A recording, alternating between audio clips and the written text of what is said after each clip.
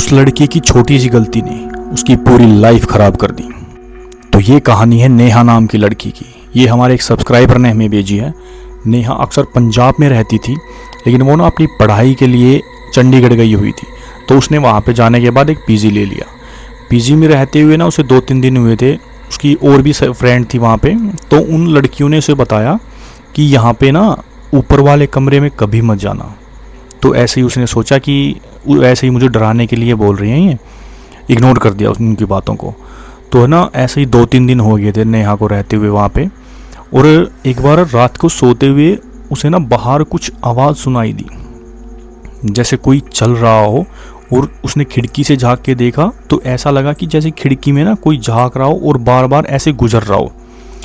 तो उसने जाके एक बार दरवाज़ा खोला और आवाज़ लगाई कि कौन है। तो उसे हॉल में ना कोई नहीं दिखाई दिया। तो एकदम वो फिर से उसे आवाज़ आई कि सुनाई दे रहा है। तो ये ना सुन के उसे पीछे पीछे आवाज़ का पीछा कर रही थी। वो ऐसे पीछे चलते चलते वो उस कमरे के पास ही जाके पहुंच गई। और कमरे में ना लाइट चली हुई थी। तो उसने सोचा कि शायद इस कमरे से कोई है, इस कमरे में कोई रह रहा है। तो ये सब देखने के बाद ना वो खड़ी हुई रूम के सामने और उसे आवाज़ लगाई गई कि अंदर आ जाओ। ये सब सुन के ना लड़की बुरी तरह डर गई।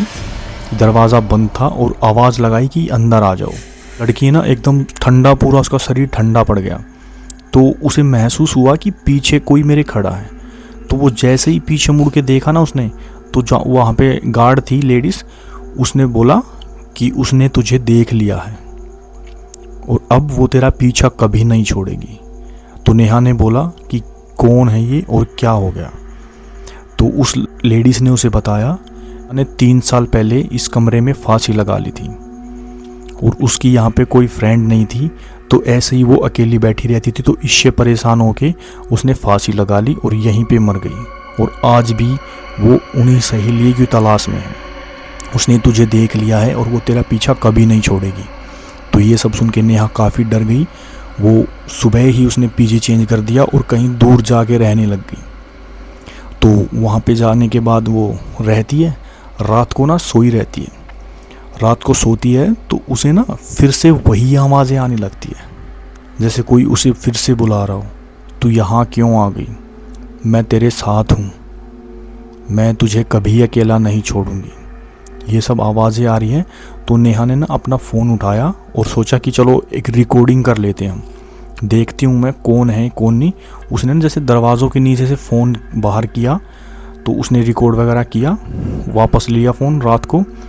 और सुबह उठ के देखा ना, उस फ़ोन में कुछ भी नहीं था, कोई आवाज़ नहीं, कोई रिकॉर्डिंग नहीं। तो नेहा काफ़ी डर गई थी। तो ऐसे डरी डरी रही। तो उसने ना जो वहाँ पे गार्ड था उसको बताया कि ऐसे ऐसे ना मुझे कोई आवाज़ आ रही थी यहाँ पे रात को। तो गार्ड ने बोला कि नहीं, ऐसा नहीं हो सकता, मैं यहीं पे पूरी रात जागता हूँ, मुझे कोई आवाज़ नहीं सुनाई दी। तो नेहा काफ़ी डरी हुई थी। तो अपने रूम में जाती है और बता दी 12 बजे ना उसका पूरा कमरा ठंडा पड़ गया, एकदम उसका पूरा शरीर ठंडा पड़ गया। और उसे ना बहुत ज़ोर से ठंड लग रही है कमरे में। और वो बैठी रहती है, जैसे बैठी रहती, फिर से उसे आवाज़ आती है बाहर से कि दरवाज़ा खोलो, यहाँ आओ। तो नेहा काफ़ी डर गई थी ये आवाज़ सुन के फिर से। तो वो जैसे ही दरवाजे के पास जाती है ना, उसे फिर से एकदम दरवाज़ा नॉक करने की आवाज़ आती है कि खोलो दरवाज़ा, मैं तेरे साथ ही हूँ। जैसे ही नेहा दरवाज़ा खोलने जाती है, भाई उसके दिमाग में ना एकदम से आता कि नहीं, दरवाज़ा नहीं खोलना।